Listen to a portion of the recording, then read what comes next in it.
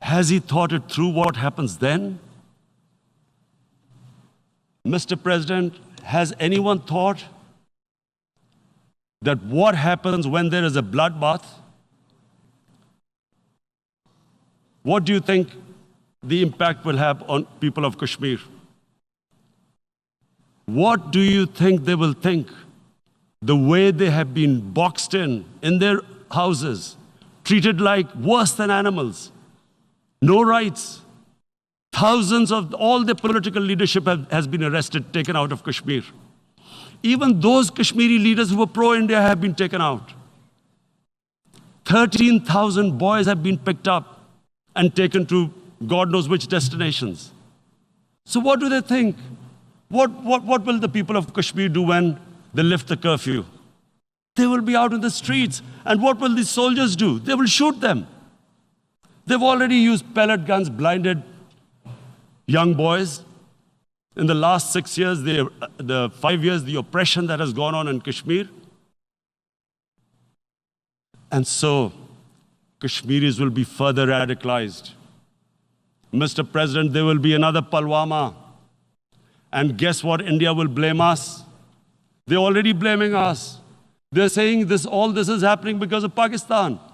One of their defense ministers said, there are 500 terrorists lined up on the border to go in.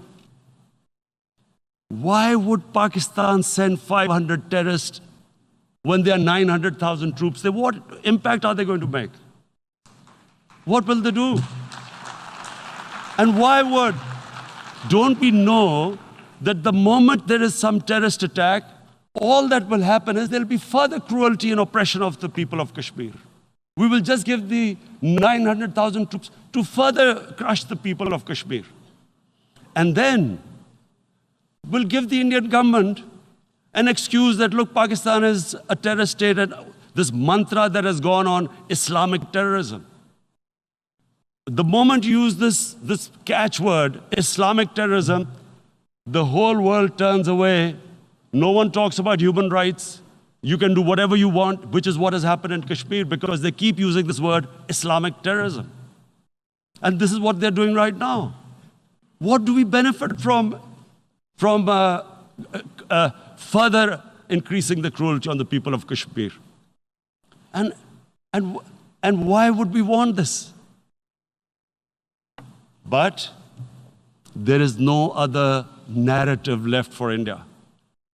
As when they lift the curfew, whatever happens, Pakistan will be blamed, and there is always a danger of another Pulwama. They might come and bomb us again, and then another cycle might start. And what does Narendra Modi think that 180 million Muslims of India are thinking right now?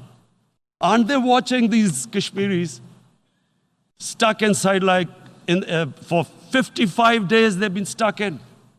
Aren't they watching? What do you think? Don't you think that the Muslims will be radicalized in India?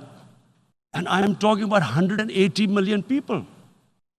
And when they get radicalized, there will be some incident in India somewhere down the line.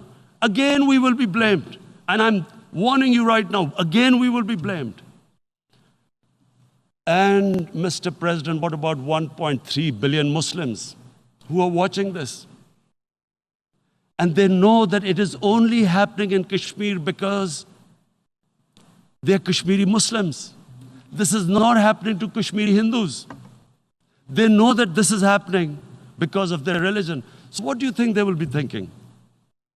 What do you think the Jewish community would think if they were, forget 8,000 Jews stuck like this? What do you think Europeans would think? What do we think? I mean, any human community, if their members are stuck like that, what do you think they will think? Are we a children of a lesser God? Is it not going to cause us pain? And then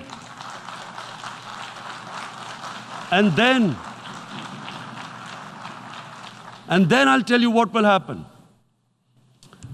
People will, in the 1.3 billion Muslims, someone will pick up arms. I know we've been brought up with films, Western films. This good, decent guy doesn't get justice. He decides to pick up a gun and start seeking justice. There was a film made in New York, famous film called Death Wish. This guy gets mugged by and his family, his wife gets killed or something. He can't get justice. He picks up a gun and he goes around shooting muggers. And the whole cinema cheers him on.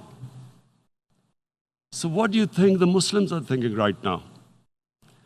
If there is a bloodbath, there will be Muslims becoming radicals, not because of Islam, but because of what they will see, that there's no justice when it comes to Muslims.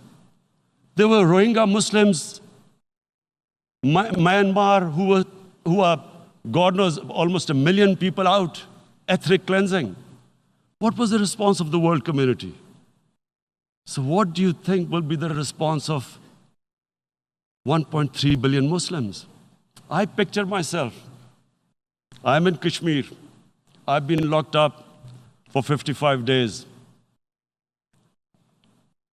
I have heard about, and there are rapes, Indian Army going into homes, soldiers.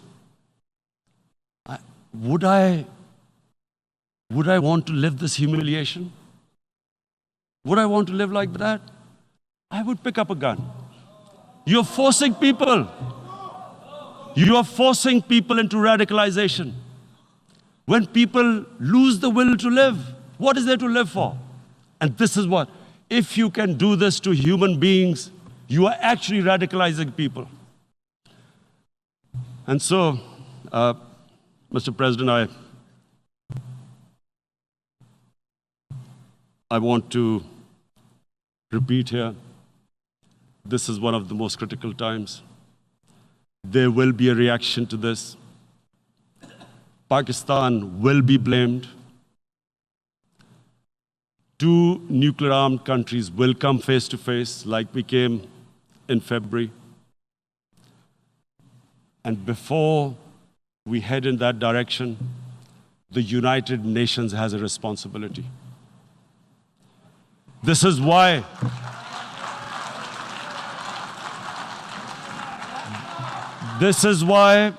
the United Nations came into being in 1945. You were supposed to stop this happening. I feel we are back to 1939, Munich.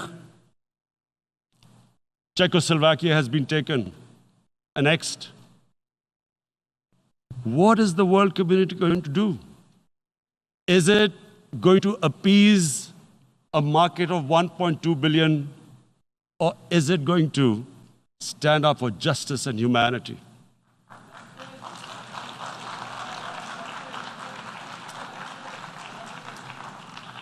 If this goes wrong, you hope for the best, but be prepared for the worst.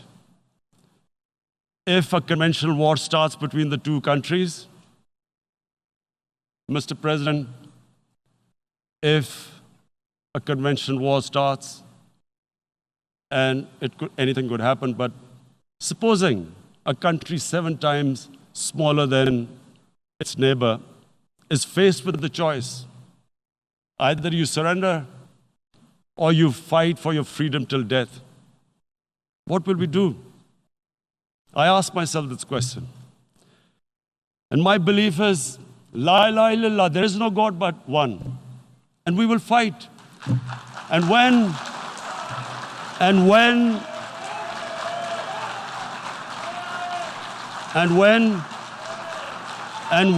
a nuclear-armed country fights to the end, it will have consequences far beyond the borders. It will have consequences for the world, which is why I repeat I'm here. Because I'm warning you, it's not a threat. It's a fair worry that where are we headed? And I've come here to tell the UN, you've got to, this is a test for the United Nations. You are the one who guaranteed the people of Kashmir the right of self-determination. They are suffering because of that.